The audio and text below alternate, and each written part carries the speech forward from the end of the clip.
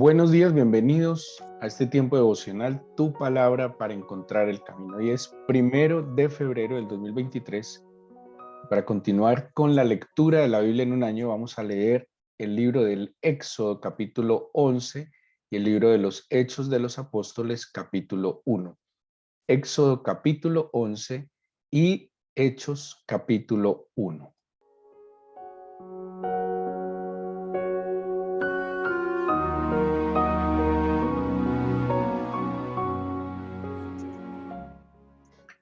En nuestra guía devocional, que pues espero que ustedes ya la tengan, este segundo mes estamos hablando y así diseñamos la guía devocional de este año, Jesucristo de principio a fin.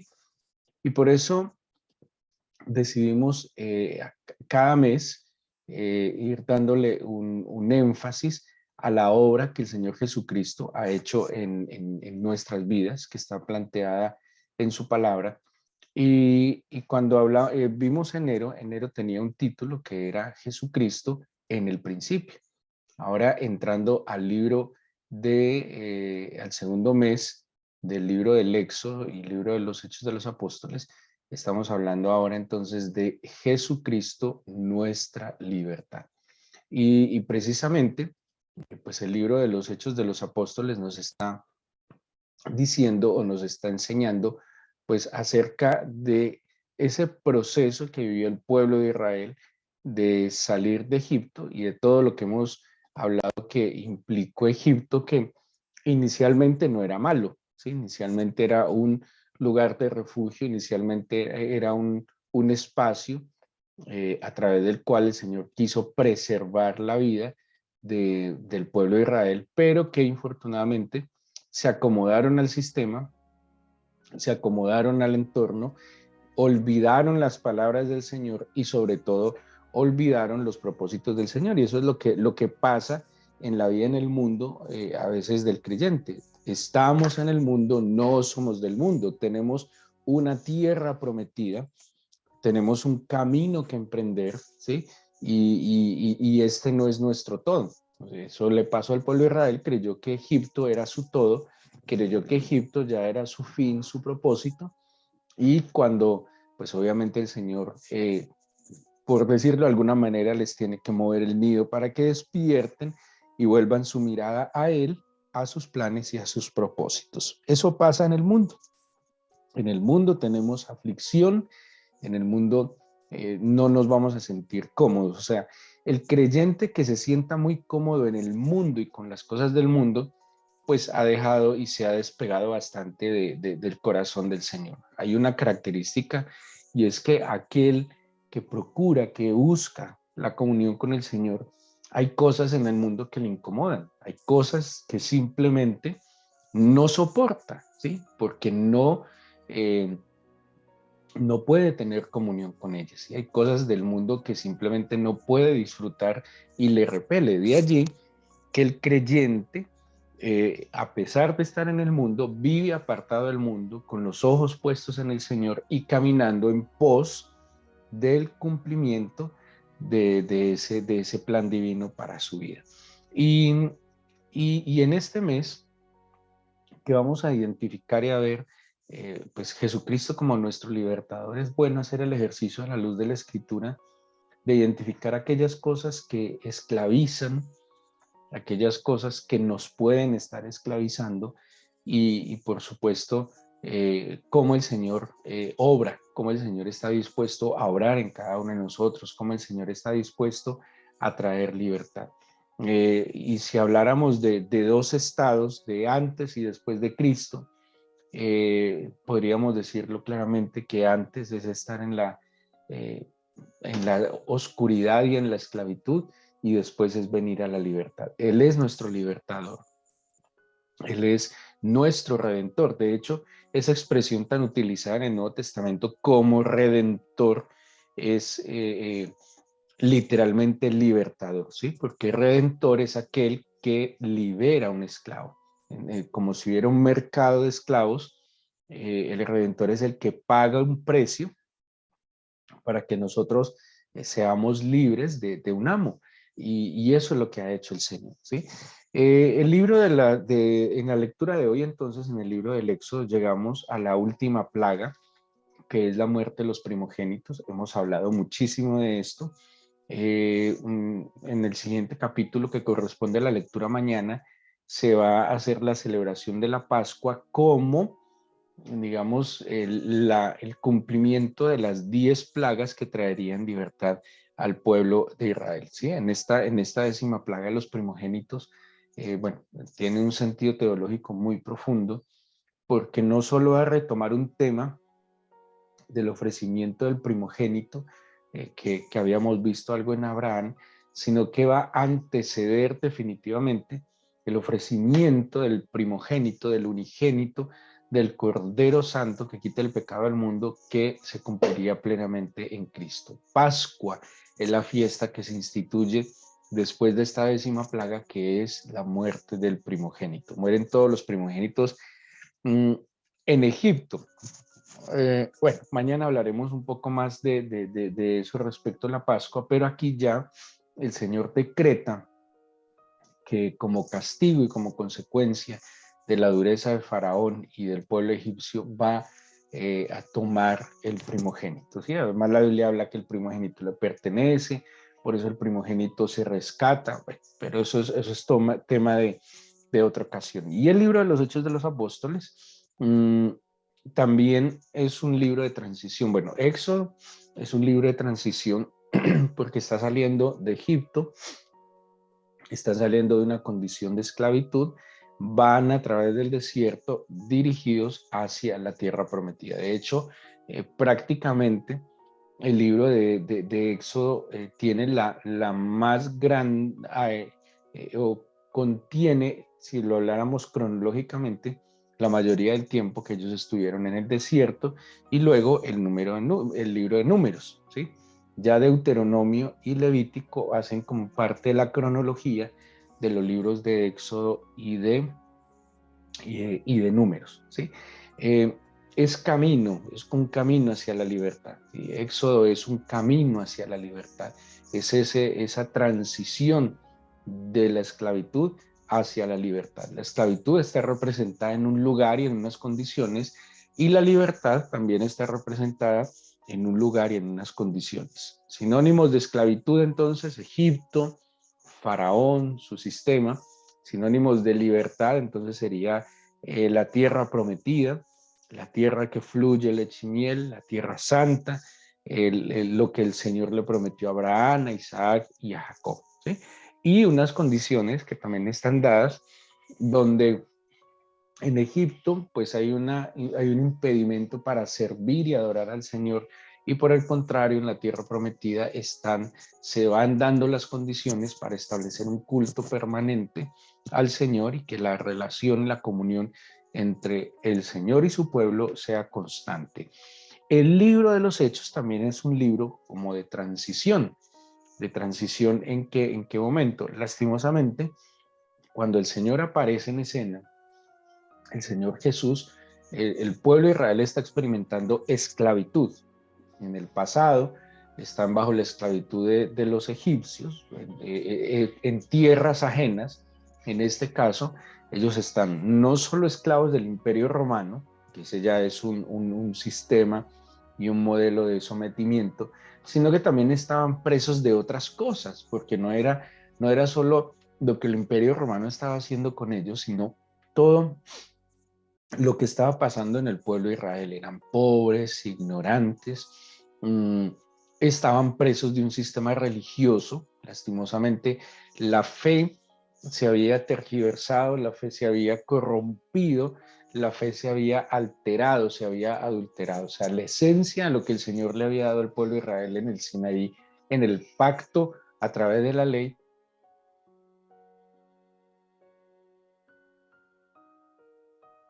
en este pacto a través de la ley, lastimosamente, se había tergiversado. ¿Sí? Había unas eh, sectas religiosas que cada uno tenía como sus propias ideas, que abusaban de su poder, abusaban de su influencia.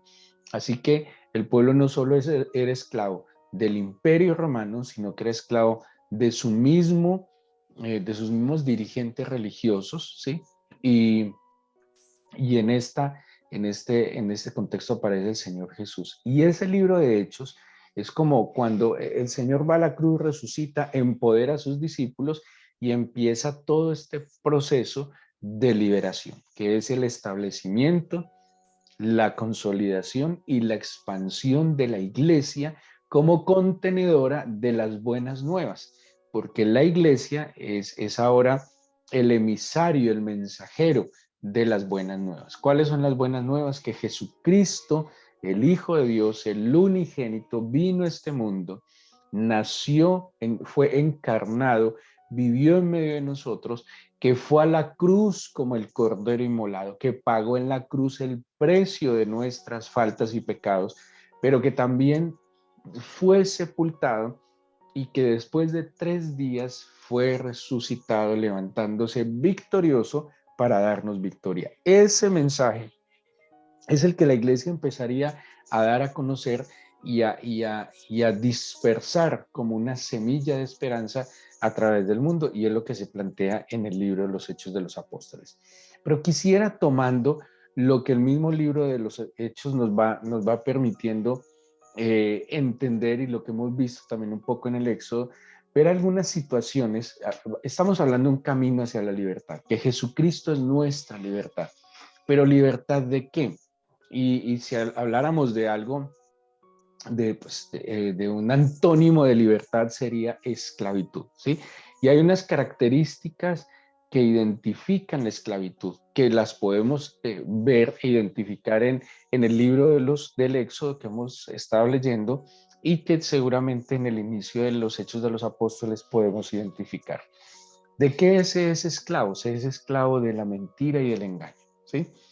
La mentira y el engaño que tal vez nos dicen que estamos bien, o la mentira y el engaño que tal vez nos dice que estamos muy mal, ¿sí? O estamos bien, esa mentira y el engaño de creer que estamos muy bien nos hace conformarnos y no procurar una mejora continua, no procurar crecer, no procurar madurar, ¿sí? No, como estamos muy bien. U otro engaño, que es decir que todo está mal, y eso estaría negando una obra que el Señor ha comenzado y que seguramente día a día está perfeccionando. El engaño y la mentira eh, del sistema en el que estamos, ¿sí? Ahora, ¿qué dice la palabra del Señor? La libertad que me provee el Señor viene a través de la verdad, del conocimiento de la verdad.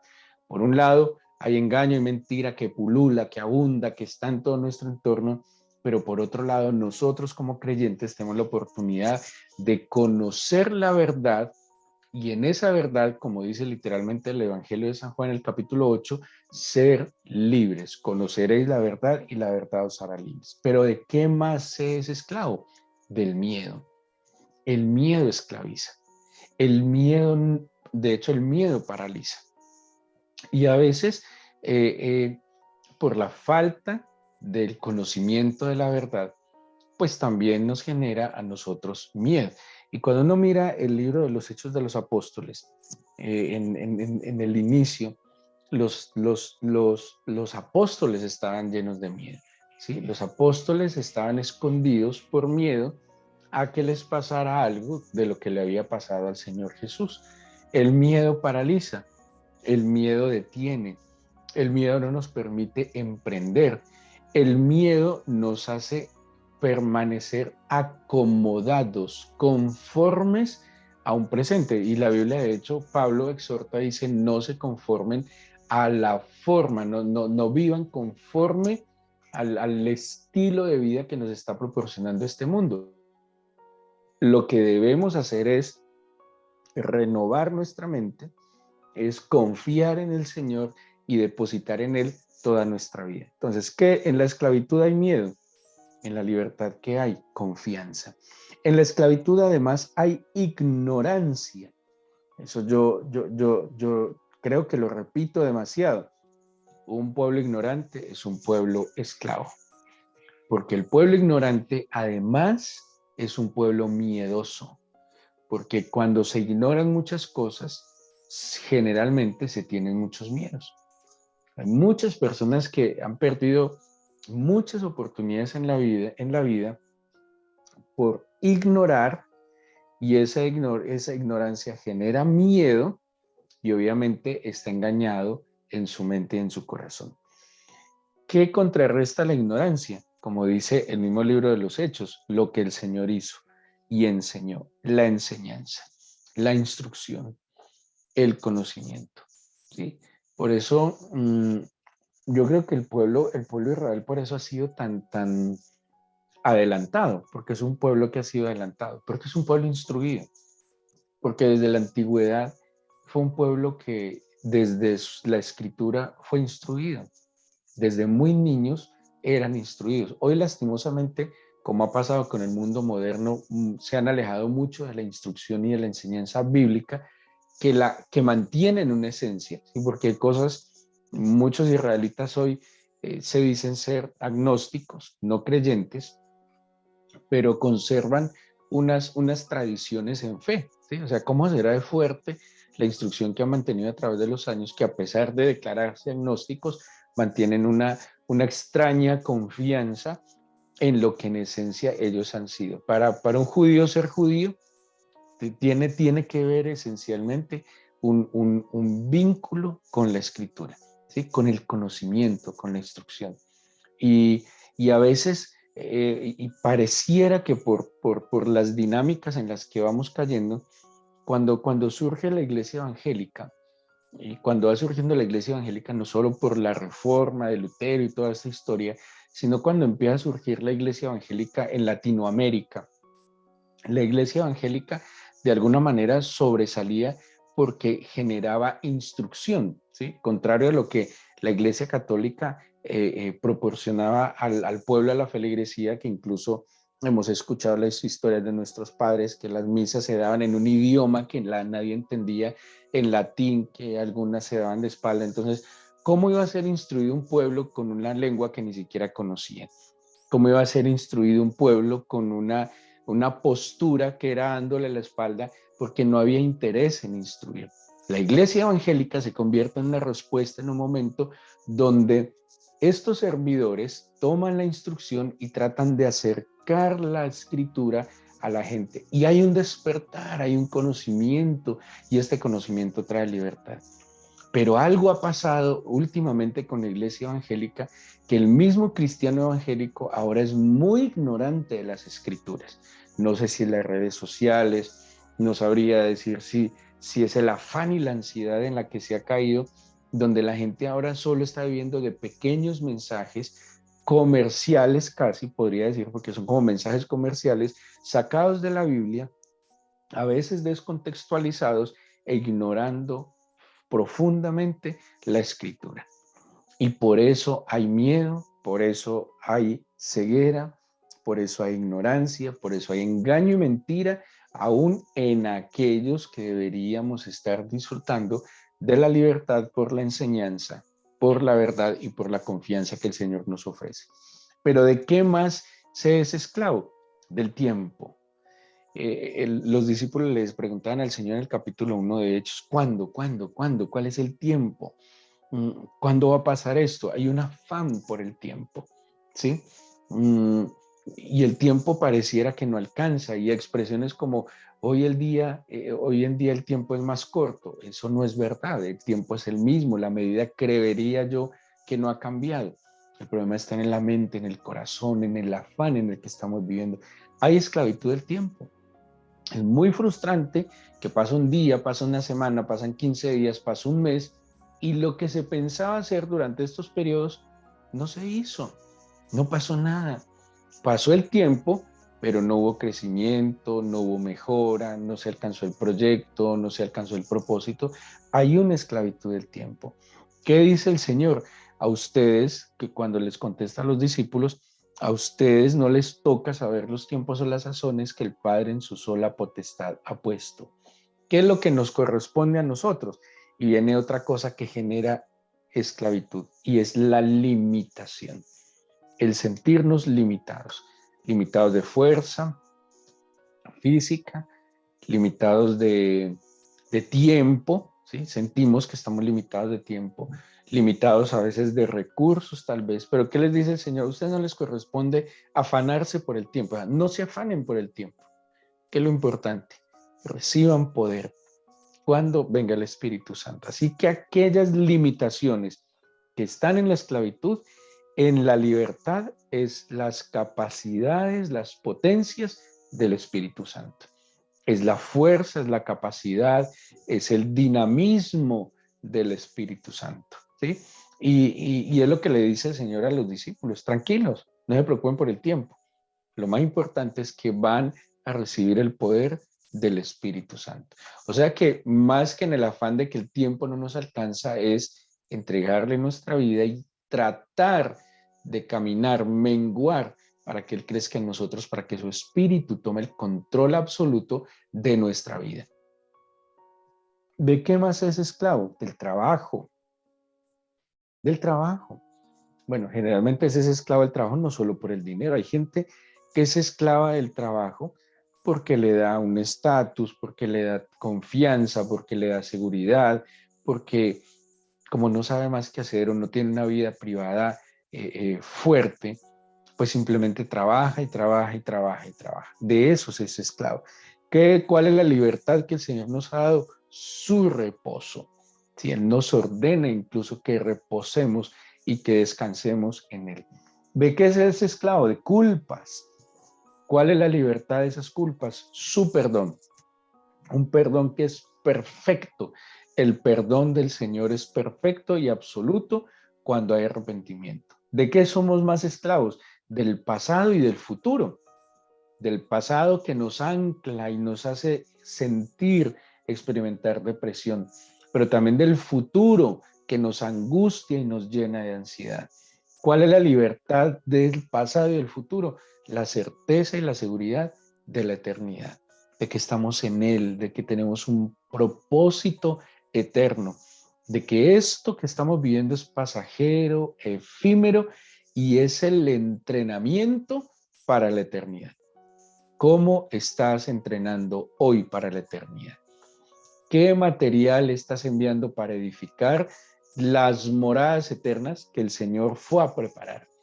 ¿Sí? Algo así como que esta es la oportunidad de nosotros sembrar en la eternidad. ¿Qué estamos sembrando en la eternidad? Y la Biblia lo dice, el que siembra corrupción, corrupción cosecha. El que siembra para lo eterno, de lo eterno, cosechará. Nosotros no podemos invertir todos nuestros recursos, esfuerzo y tiempo en este mundo.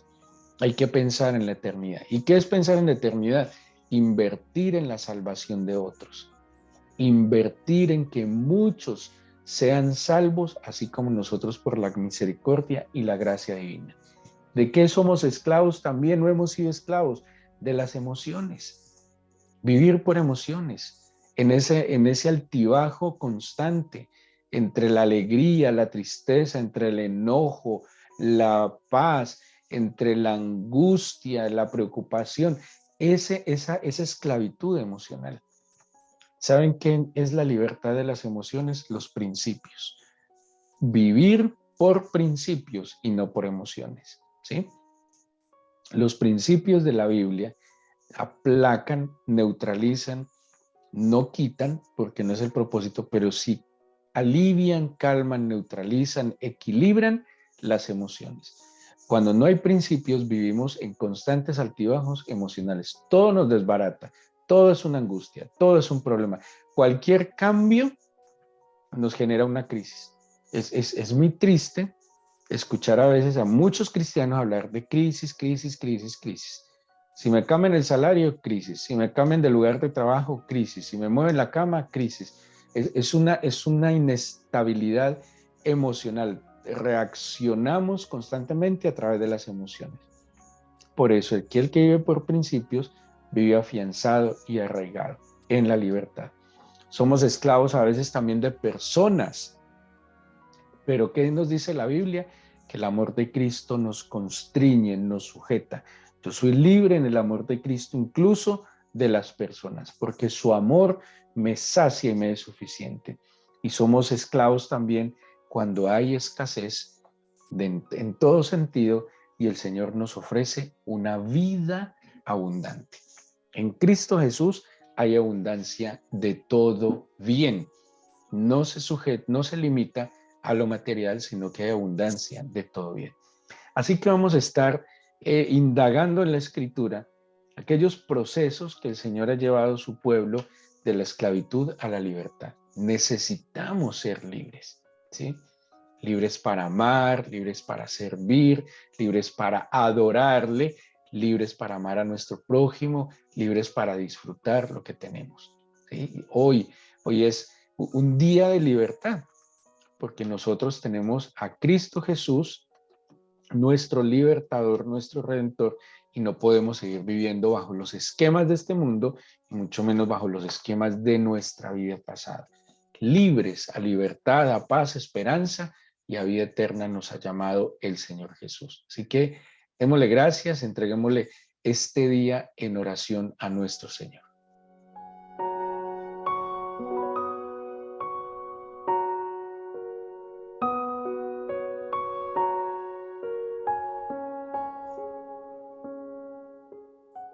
Tú eres mi libertador, Señor. Tú eres mi redentor.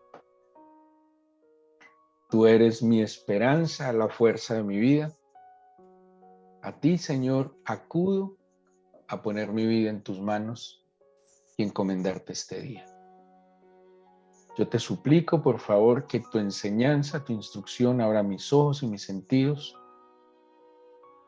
Es más, tu instrucción, Señor, me permite discernir, entender todo aquello que me esclaviza y me ayuda a ser libre. Necesito ser libre. El pueblo de Israel, aún muchos de ellos, estando en la tierra de la libertad, seguían en su mente, en su corazón, esclavos. En el desierto, viendo la provisión, tu protección, anhelaban Egipto, Señor, engañados completamente, diciendo que comían de balde en Egipto, que comían gratis, que era abundante, que les sobraba la comida. Engañados, Señor, y presos de la mentira. Tú eres mi libertador y quiero vivir, Señor, como tú quieres que yo viva. Tú viniste a romper cadenas por el poder de tu Espíritu, a quitar ese yugo que estaba sobre nuestros hombros y sobre nuestro cuello, Señor. Viniste a abrir nuestros ojos y agudizar nuestros oídos. Yo te suplico que por la palabra, que es tu verdad, nosotros experimentemos la luz de la libertad. Que pongamos en tus manos toda, Señor, nuestra confianza. Que descansemos en ti. Y que hoy no seamos, Señor, presos ni de la presión moral, ni social, ni de las emociones, sino que sea tu amor el que nos constriñe, Señor, como dice la carta a los Corintios, la segunda carta a los Corintios. Toma, Señor, en tus manos mi vida, dígale así, la vida de mis seres amados. Toma, Señor, los asuntos por los que debo responder. No me dejes depender de nada ni de nadie que no seas tú. Que tenga la libertad de amar, servir. Tenga, Señor, la libertad de adorarte. En verdad, que entienda para qué es la libertad. La libertad tiene unas responsabilidades, unos deberes, obligaciones, como los privilegios. Que sepa usar bien mi libertad, como dice la Escritura. Bendícenos, acompáñanos, guárdanos, protégenos, guíanos de tu mano. Te lo pedimos en el nombre de Jesús. Amén.